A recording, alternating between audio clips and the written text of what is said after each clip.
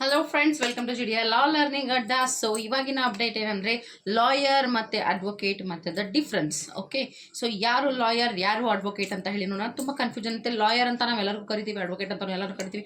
Common ಆಗಿ ನಮಗೆ difference ಗೊತ್ತಿರಲ್ಲ. ಲೀಗಲ್ ಪ್ರೊಫೆಷನಲ್ ಇರೋರಿಗೆ ಮಾತ್ರ ಲಾಯರ್ ಮತ್ತು ಅಡ್ವೊಕೇಟ್ ಡಿಫ್ರೆನ್ಸ್ ಗೊತ್ತಿರುತ್ತೆ, ಬಟ್ ನಾರ್ಮಲ್ ಪಬ್ಲಿಕ್ಕಿಗೆಲ್ಲ ಗೊತ್ತಿರಲ್ಲ. ಓಕೆ, ಸೊ ಏನಪ್ಪ ಲಾಯರ್ ಮತ್ತು ಅಡ್ವೊಕೇಟ್ ಮಧ್ಯದಲ್ಲಿ ಡಿಫ್ರೆನ್ಸ್ ಅಂದರೆ, LLB ಡಿಗ್ರಿ ಕಂಪ್ಲೀಟ್ ಮಾಡಿಕೊಂಡು ಪ್ರಾಕ್ಟೀಸ್ ಮಾಡ್ದಿರಾ ಹಾಗೆ ಉಳ್ಕೊಂಡು ಡ್ರಾಫ್ಟಿಂಗೋ ಅಥವಾ ಲೀಗಲ್ ಸರ್ವಿಸ್ಗಳನ್ನು ಲೀಗಲ್ ಅಡ್ವೈಸ್ಗಳನ್ನು ಮಾಡ್ಕೊಂಡು ಉಳಿದಿರೋರೆಲ್ಲರೂ ಲಾಯರ್ ಅಂತ ಹೇಳಿ ಕನ್ಸಿಡರ್ ಆಗ್ತಾರೆ.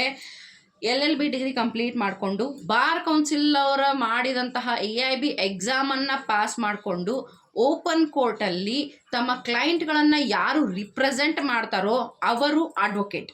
ಓಕೆ, ಸೊ ಅಡ್ವೊಕೇಟ್ ಅಂದರೆ AIB ಎಕ್ಸಾಮ್ ಕಂಪ್ಲೀಟ್ ಆಗಿರಬೇಕು, ಅವರು ಓಪನ್ ಕೋರ್ಟಲ್ಲಿ ಪ್ರಾಕ್ಟೀಸ್ ಮಾಡ್ತಿರ್ಬೇಕು, ತಮ್ಮ ಕ್ಲೈಂಟ್ಗಳನ್ನು ರಿಪ್ರೆಸೆಂಟ್ ಮಾಡ್ತಿರ್ಬೇಕು, ಅಂಥವರು ಅಡ್ವೊಕೇಟ್ ಆಗ್ತಾರೆ.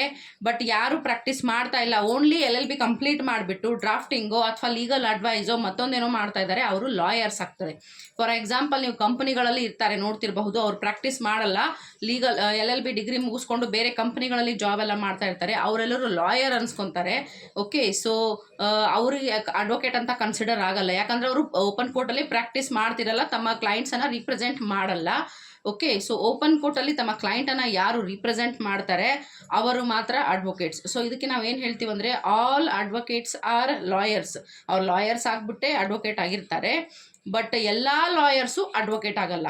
But not all lawyers are advocates. Okay, so ಲಾಯರ್ಸ್ಗೂ ಅಡ್ವೊಕೇಟ್ಸ್ಗೂ ಡಿಫ್ರೆಂಟ್ ಗೊತ್ತಾಗಿದೆ ಅಂತ ಅನ್ಕೋತಾ ಇದ್ದೀನಿ. ಮತ್ತೇನಾದರೂ ಹೊಸ ಅಪ್ಡೇಟ್ ಇದ್ದರೆ ಆದಷ್ಟು ಬೇಗ ಹೇಳ್ತೀನಿ. ಅಲ್ಲಿವರೆಗೂ have a nice day. Bye bye.